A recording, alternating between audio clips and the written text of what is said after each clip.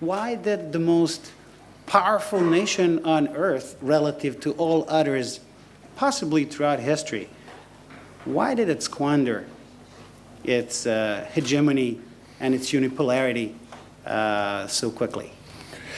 Well, when you talk about unipolarity, you're talking about the distribution of power in the international system.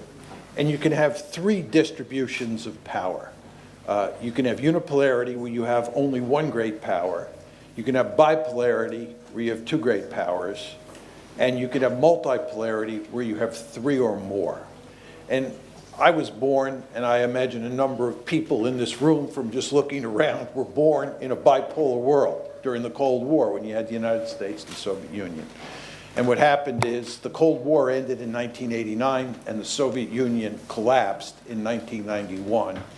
And the United States, as Vuk said, was left as by far the most powerful state on the planet, and we entered the unipolar moment.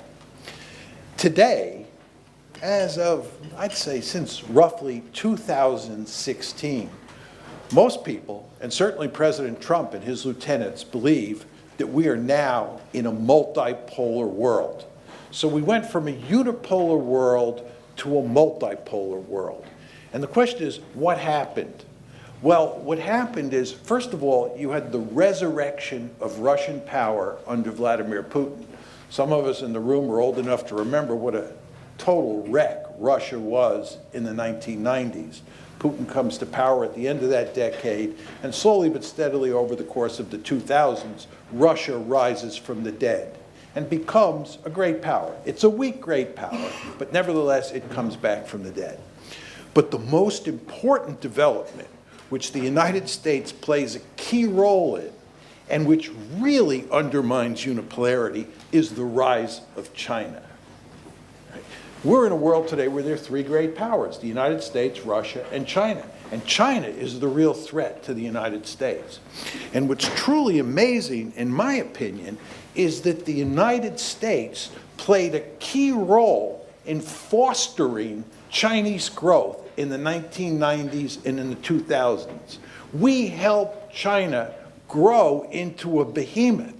We helped China put an end to the unipolar moment. This was remarkably foolish. The key development in this process, by the way, was when we integrated China into the World Trade Organization in 2001, and thereafter, China took advantage of the WTO to grow and grow and grow. And of course, when you're in a unipolar moment, and the United States is much more powerful than China, and you help create a situation where China is growing and growing and growing, you're soon going to leave or exit from unipolarity and be in multipolarity. And this is exactly what happened.